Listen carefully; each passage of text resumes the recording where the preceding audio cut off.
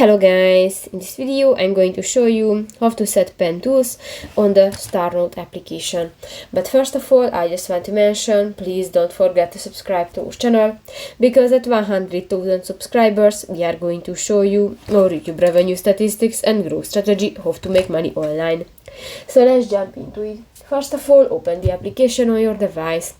That's the home screen and you can find different buttons. New, just go to the settings icon at the upper left corner of the home screen and you can find the tool settings at the left bar. Click that and here you can find the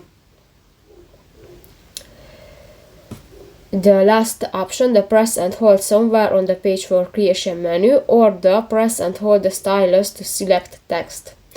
Actually, I use this as a two function, but if you want to disable, just click to the next green icon, and if it will be turned red, this function will be disabled. You want to turn on, just click that again, and that's it. So that's pretty much it for this video, guys. See you in the next one. Bye bye.